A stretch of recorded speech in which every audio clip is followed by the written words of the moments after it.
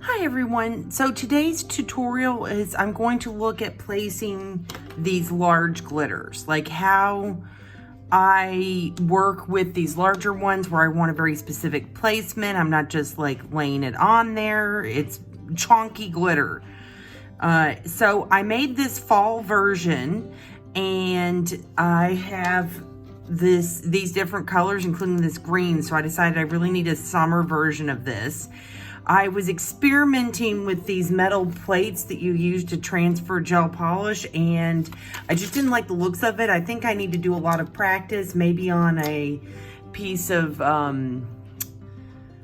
paper, something like that, but it just didn't look good. So I'm gonna take what I was working on with this and the sky blue, and I'm gonna make a spring version of this.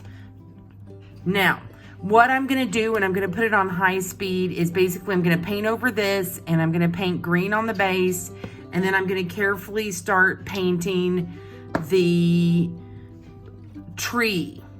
So what I did was I did a dark base, and then over top of that I did a lighter gray base and kind of scratched a little bit to reveal a texture in the bark when I did my fall one, and I'm gonna try and emulate that, but I'm just gonna do everything on high speed.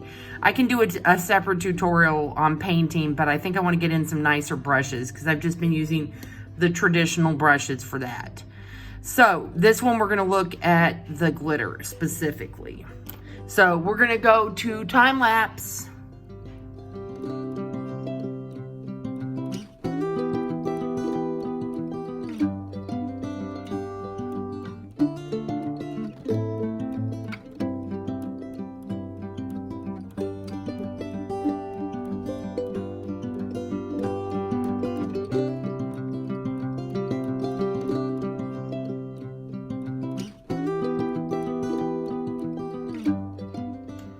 Okay, so I have prepared my painting.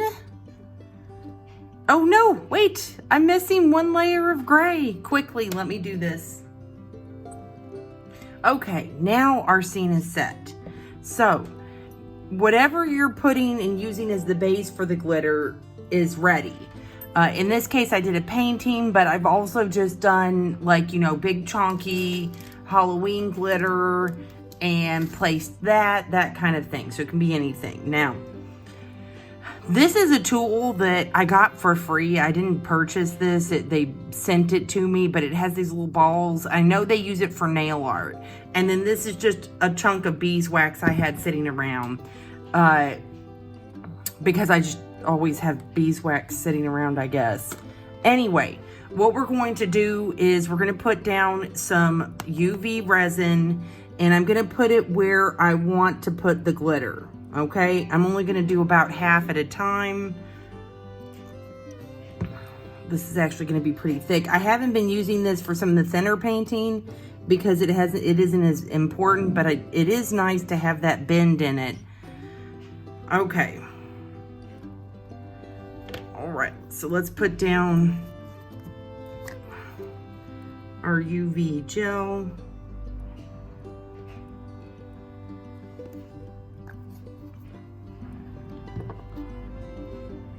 That's not the right one.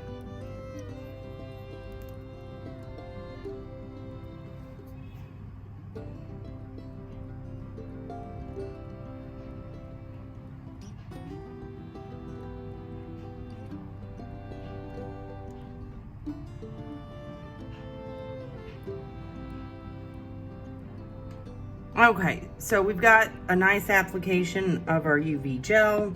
We'll do a sealant layer on this. Now, what I do is I use my tool, and to make it sticky, I kind of roll it in that beeswax. And then I literally just start picking up glitter with it.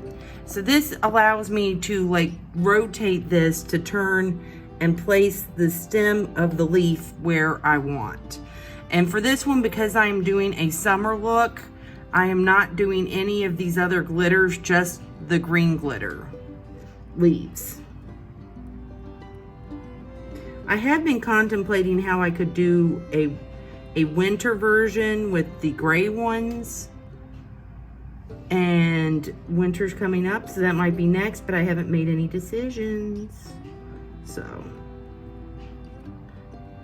yeah, this is a very tedious process. This was much easier actually when I did the Halloween glitter because I only had to place a few glitters. My pumpkin glitter literally was just like a pumpkin. But I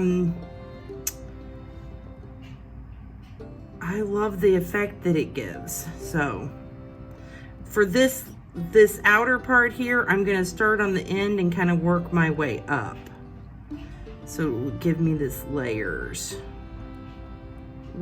of glitter flavors.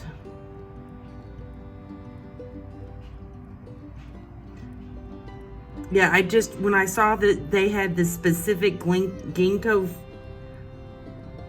glitter pieces, I was just like, I don't know who else is using ginkgo leaf glitter pieces, but I want it. So I guess other people out there are also like wanting it.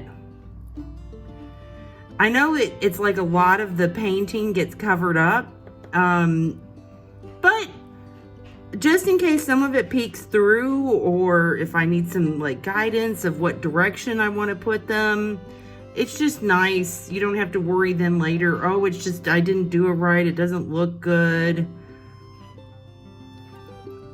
It just looks like blue sky. Just a little hint of the bark coming through sometimes is all you need to give that effect.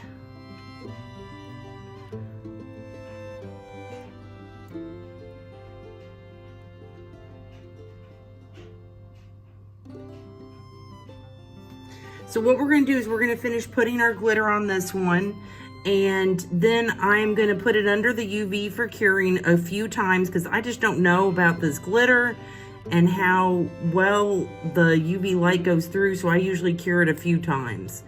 And then we're going to do the other side, but I'm going to go into high-speed fast forward mode for that.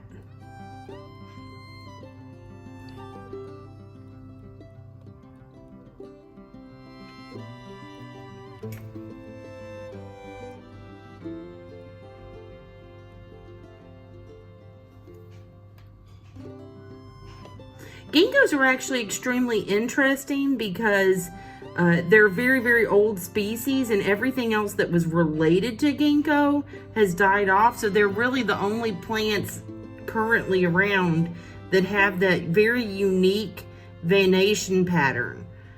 And their life cycle is very interesting. It's fascinating actually. You learn as a kid all about the monocots and the dicots with the parallel and net veins, but it doesn't have either of those because it predates those distinctions, and everything related to it just died off.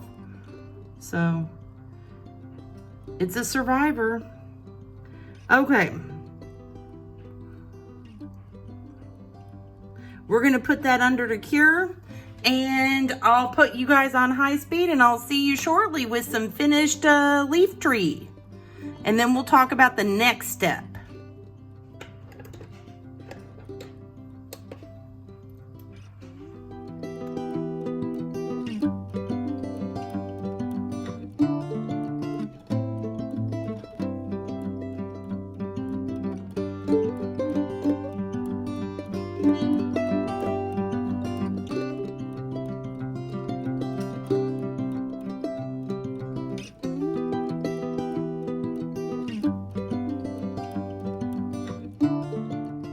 Okay, so as you can see here, we have our glitter, and we're gonna do a clear coat over everything. And then this is actually the first time I'm gonna do this.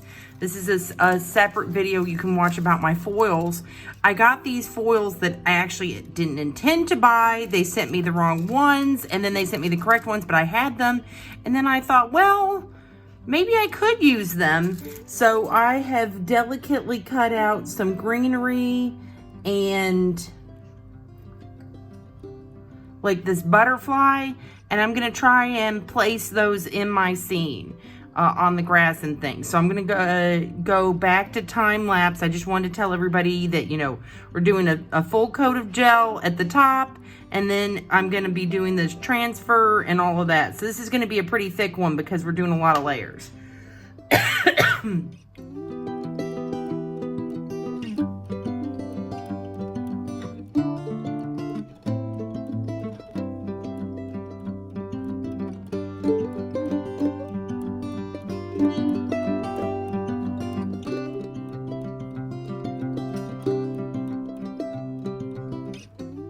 Okay, so there we have it.